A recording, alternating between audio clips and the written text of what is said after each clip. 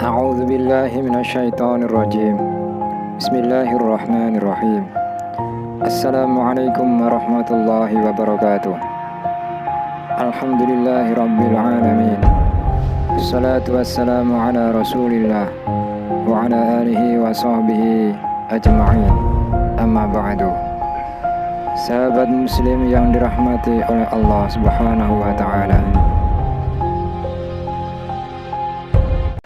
Salah satu sahabat ini mungkin tidak banyak diketahui umat muslim, teman-teman, di mana kisahnya begitu menyentuh hati dan bikin kita iri kepadanya. Kulitnya berwarna hitam, rambut keriting, bungkuk, pendek tubuhnya, serta wajahnya yang tak menarik, namun memperoleh kemuliaan di sisi Allah Subhanahu wa taala. Terlebih saat wafatnya, para bidadari surga berebut untuk menemaninya. Tahukah teman-teman siapa sahabat ini? Dia adalah Sa'ad al-Aswad as-Sulami radhiyallahu anhu. Rasulullah SAW biasa memanggilnya dengan Julaibib. Sa'ad berasal dari Bani Sulam dan mengalami diskriminasi di Madinah. Di Madinah dia sama sekali tidak dikenal, teman-teman. Mungkin karena fisiknya yang pendek dan kurang menarik. Ditambah lagi Julaibib ini tak ada yang tahu siapa ayah dan ibunya. Ia tak dikenal dan tidak diketahui jelas apa sukunya. Orang yang tak punya nasab itu cacat di sana, teman-teman. Namun jika Allah ingin memuliakan seseorang, tak akan ada satu makhluk pun yang bisa menghalanginya. Dialah Julaibib, salah seorang sahabat yang sangat disayangi Nabi Muhammad sallallahu alaihi wasallam. Suatu hari, ia datang ke majelis Nabi dan bertanya, "Wahai Rasulullah, apakah kehitaman kulitku dan jeleknya wajahku menghalangiku masuk surga?" Rasulullah pun bersabda, "Tidak, demi zat yang jiwaku berada dalam genggamannya, asalkan engkau benar-benar yakin kepada Tuhanmu dan beriman kepada apa yang disampaikan Rasulnya." Julaibib pun berkata, "Demi zat yang telah memuliakan engkau dengan kenabian, ya Rasulullah, sungguh saya telah bersaksi bahwa tidak ada Tuhan selain Allah dan bahwa engkau adalah hamba dan utusannya." Tak lama kemudian Julaibib berkata lagi, "Wahai Rasulullah, sejak 8 bulan aku duduk di sini hingga saat ini. Aku telah meminang orang yang berada di sekitarmu, tetapi mereka semua menolakku karena hitamnya kulitku dan buruknya wajahku." Nabi sangat memahami kegelisahan sahabat ini, teman-teman. Beliau memandang sekeliling seolah mencari seseorang, kemudian bersabda, "Apakah Ammar bin Wahab ada di sini?" Ammar bin Wahab ini seorang sahabat dari Bani Thaqif di Taif, teman-teman. Dia baru memeluk Islam dan baru pindah ke Madinah. Dia mempunyai seorang putri yang cantik dan cerdas bernama Atiqah binti Amr.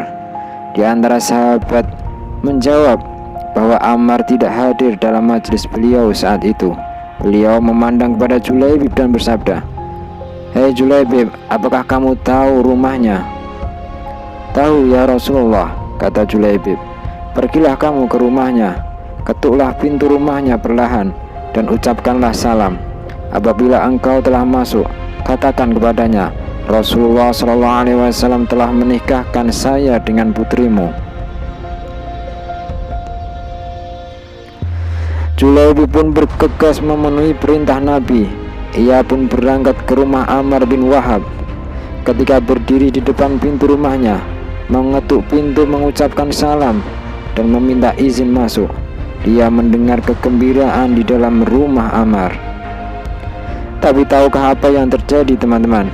Begitu pintu dibuka dan melihat wujud penampilannya, segera saja kegembiraan itu lenyap dari wajah-wajah penghuni rumah Ammar. Melihat gelagat yang tak enak, teman-teman, tanpa menunggu dipersilahkan masuk, Julaibib pun langsung berkata, "Sesungguhnya Rasulullah SAW telah menikahkan aku dengan putrimu." Makin nampak sekali tidak senangnya Ammar bin Wahab dengan kehadiran Julaibib, teman-teman. Seketika itu Ammar menolaknya dan menyuruhnya segera pergi. Nampaknya Julaibib cukup tegar menerima penolakan kasar ini. Bayangkan teman-teman, jika itu terjadi pada kita, kuat raja. Tapi karena Julaibib ini sudah biasa ditolak, maka aman-aman saja teman-teman. Dia langsung pulang dari rumah Ammar dan kembali ke majelis Rasulullah. Belum lama dia dari rumah Ammar, terdengar langkah kaki mendekat dan suara memanggilnya. Dia berhenti dan berbalik. Sepertinya ada seorang gadis yang cantik berdiri agak jauh di hadapannya. Sang gadis yang tak lain adalah Atiqah binti Ammar berkata, "Wahai hamba Allah, kembalilah. Jika memang Rasulullah SAW menjodohkan engkau dengan aku rela dengan apa yang ditetapkan dan diridhoi Rasulullah SAW." Awalnya Julaibib bimbang teman-teman. Meskipun dia memang benar-benar ingin menikah, rasanya seperti bermimpi bisa mendapatkan istri secantik ini. Dia sadar akan keadaan dirinya. Dia segera berpaling dari gadis itu tanpa berkata apa-apa dan berjalan kembali ke majelis Nabi.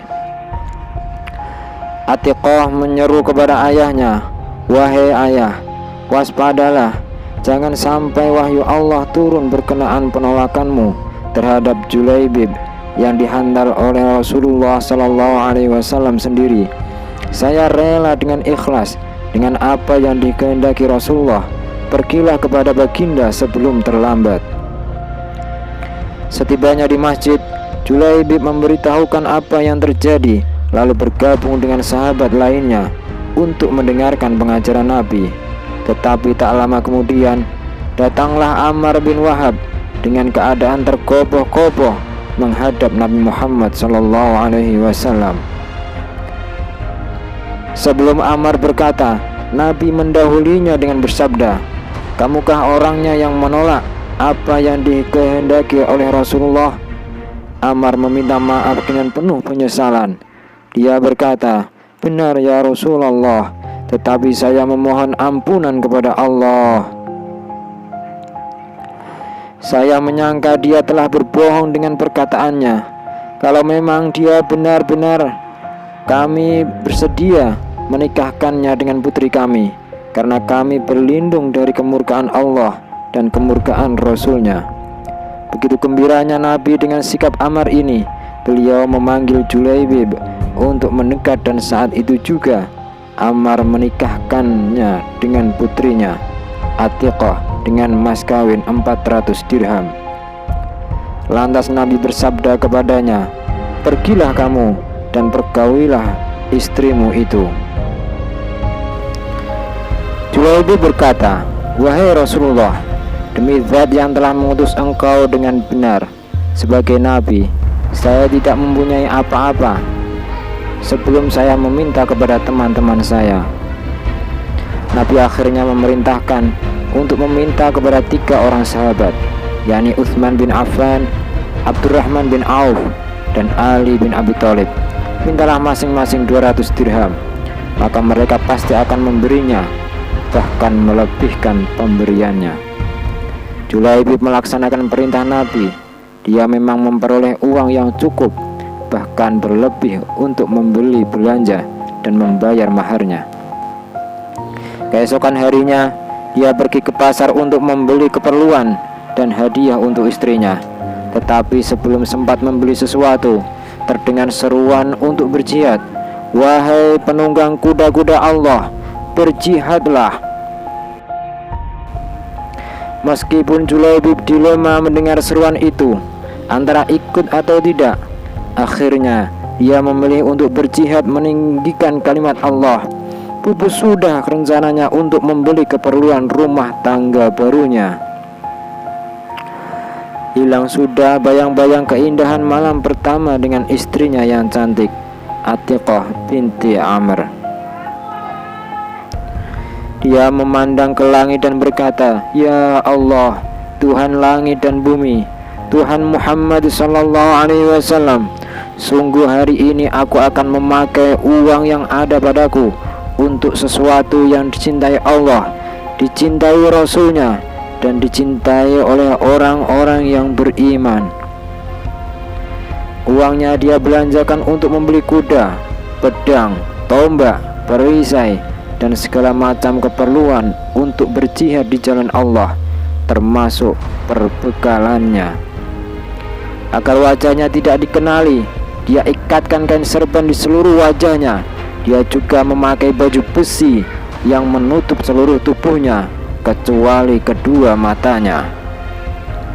Ketika Julaibib bersama sahabat Muhajirin, mereka berkata, "Siapakah penunggang kuda yang belum kita kenali ini?" Julaibib sama sekali tidak memperdulikannya. Bahkan Ali bin Abi Thalib berkata, "Biarkanlah dia. Barangkali dia datang dari daerah Bahrain atau Syam. Mungkin dia ingin mengorbankan dirinya untuk keselamatanmu." Dengan gagah berani Julaibib memacu kudanya menuju barisan depan dan bertempur habis-habisan. Tombak dan pedangnya tak henti-hentinya menyerampangi kaum musyrik. Tak sampai di situ, melihat kudanya tampak kelelahan, dia turun berperang dengan berjalan kaki, dan itu tidak mengurangi semangatnya memperoleh syahidnya. Allahu Akbar. Saat itu dia sedang berada di dekat baginda Nabi, dan lengannya tersingkap, nampak kelihatan kulitnya. Beliau langsung bersabda, "Apakah engkau Julaibib?" "Benar ya Rasulullah." Nabi menatapnya dengan kagum. Begitu juga beberapa sahabat lainnya yang akhirnya mengenali sang mujahid yang begitu bersemangat menggempur musuh-musuh ini. Padahal kemarin mereka melihat Julaibib dalam kegelisahan di majelis Nabi, tetapi sekarang adalah sebaliknya, jiwa yang sangat hidup dan semangat yang menyala-nyala. Nabi bersabda kepadanya, "Engkau sangat beruntung ya Julaibib." Mendengar pujian Nabi ini, Julaibib makin bersemangat. Ia pun semakin sengit menyerang musuh.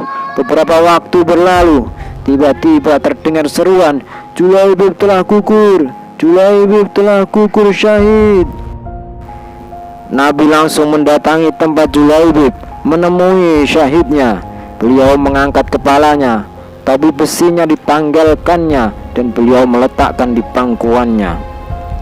Kemudian Nabi bersabda, "Betapa semerbak harum baumu, betapa dicintainya engkau oleh Allah dan Rasul-Nya."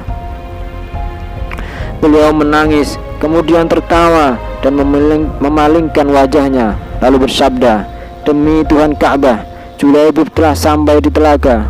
Sahabat Abu Lubabah yang keheranan dengan sikap beliau berkata, "Wahai Rasulullah, apakah maksudnya telaga itu?"